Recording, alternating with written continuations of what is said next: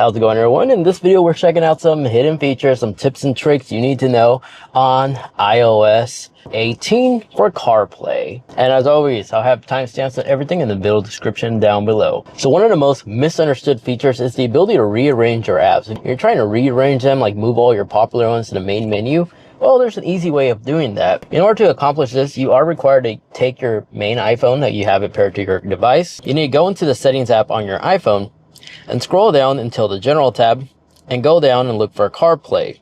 In the CarPlay app, look for the vehicle that you're connected to, select your car, and select home screen icons. And from here, you'll have the ability to rearrange your apps. So for instance, I want the Carrot app to be on top so I can see the forecast. I could just move it and in real time, it actually does update. So that's how you can rearrange some of your apps. Now, if you have a lot of messages like I do, trust me, not only my friends messaging me, but I also have a lot of junk mail now being texted to my main phone number. If you like to hide this notification, it's really easy. Especially if you're like in a ride-sharing industry where you get a message and then everybody else that's in the car with you will see who's messaging you. To give yourself a little bit of privacy and remove these annoying bubble notification icons, to accomplish this, you need to go back on your iPhone settings and scroll down until you find the notification section. In here, click on it. Go down to the notification you like to just have this feature and disabled. So the app that we want to disable this will be in a message, select message. And from here, scroll down, look for CarPlay. Right here, where it says the banners and badges and sound and such, where it says show in CarPlay, disable that. Now, whenever you get a message, it's not going to pop up on the very bottom anymore. In addition to that, if you like to hide this red bubble where it says badges, disengage, and now it's gone on Apple CarPlay. Just keep in mind, doing so will also disengage it on your iPhone as well. Now, new for iOS 17 was the introduction to drive focus mode. Now it's actually been enhanced to the point on iOS 18, you have a lot of amazing customization abilities. You see, by simply going into your settings on the CarPlay and you go in drive focus, this is where you can decide if you like to automatically activate as soon as your iPhone detects you're driving in a car connected with CarPlay. So by having this enabled, a little car icon will pop up and will also eliminate distractions in case your friends are trying to call you or text you, or other annoying notifications will not interrupt your smartphone or your Apple Watch too if you have it paired all together. So now whenever you get in your car, it will automatically start disabling some of those notifications. Now where things get even better now is if we hop back onto our iPhone in the settings tab and you scroll down to focus right in here, the focus tab, select the drive mode. In here, you have the ability to automatically have an auto reply. So it will say, I'm driving, focus on, I'll get back to you when I'm done driving.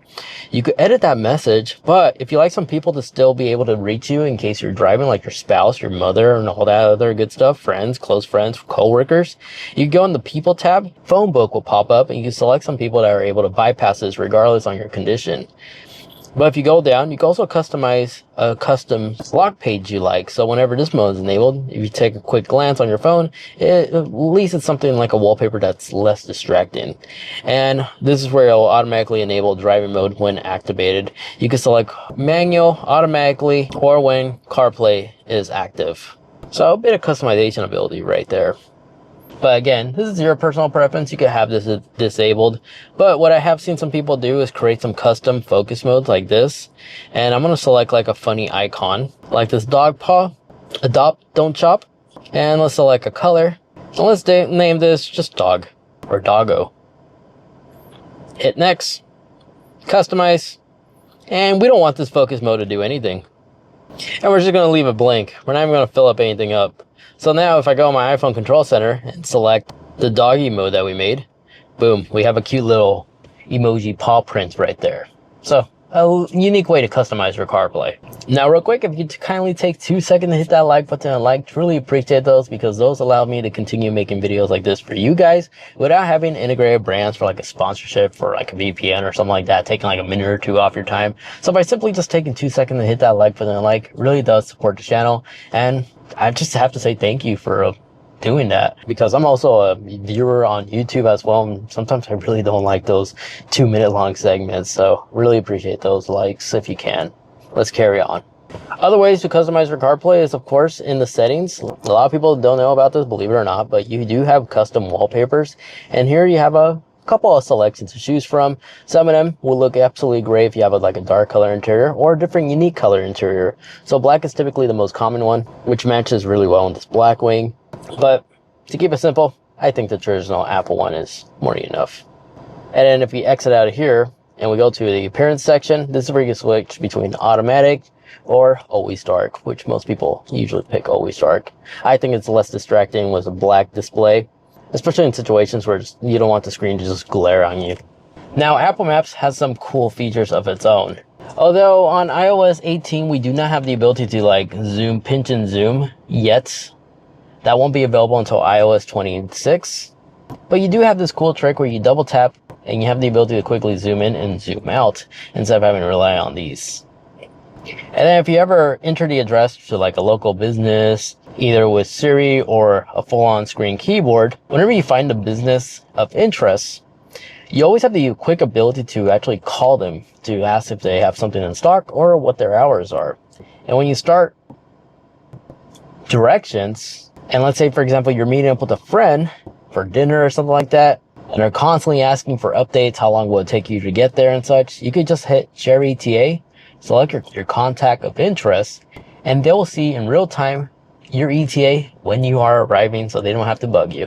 I used it quite a bit and it works extremely well. But if you're ever driving like in the woods or something like that, and you need to have offline maps enabled, Apple Maps as well as Google Maps both have offline maps abilities. You just have to download it ahead of time before you start commuting there. Now, to accomplish this, you will be required to go on your iPhone and select on your profile picture on the bottom right, and just make sure you select offload maps, and then just tap on a new tab on top. You can select current location or search up an address if you're going to like a local park, and then a little border will pop up and you can zoom. You'll discover you can zoom all the way out to a nice portion of the map, and literally will tell you the exact size that will take up space on your device, and hit download. And now next time when you lose reception, even on CarPlay, it'll say offline maps is being used. And trust me, it saved me quite a bit, and I love that feature. But if you're somebody who uses Google Maps, you have that same exact ability, but a unique feature that Google Maps has. You see this little arrow icon? It's customizable. So if you're somebody who constantly uses Google Maps, in order to customize this, you need to disconnect from CarPlay, and then you need to start an address. And then here at this page, tap on the arrow, and you have the ability to change your car icon. And then just simply reconnect to CarPlay, and you'll discover you have the new CarPlay updated right there of your vehicle icon. And then when you set directions and you hit go, another thing to also keep in mind is whenever you hit this little icon, this will make like little beams whenever you're about to approach a turn. This one will just simply mute it. But this one over here, the volume one, comments. Turn left. Notice how I was able to lower the audio of the GPS voice by just making sure that I lower the volume of the car as soon as it begins talking. It allows me to adjust the voice audio separate from my overall music audio. As you see now, it says audio volume. So again, if you like to adjust the GPS voice as it's talking, lower the audio to your personal preference. Now, I'm going to go ahead and share with you a life hack that I covered in my past video as a little bonus. But I know I'm not the only one that also hates this feature. Whenever you start your car and CarPlay automatically boots up, it will automatically resume playing whatever video or media you were last listening to. So sometimes it will freak out your guests or you'll freak yourself out. If you like to disable this ability, follow these screen instructions. Just go on your iPhone and launch the Shortcut app. And then tap on the automation section, and on the very top right, hit that plus icon. And from here, you're going to look for CarPlay. Checkmark run immediately, tap next, and then select new blank automation. From here, tap add action, and you're going to search up pause and play. Select it, and then select the pause and play section, and then tap pause. On iPhone, tap done. And now whenever you get inside your vehicle, it'll automatically pause whatever you're listening to without you manually needing to pause it.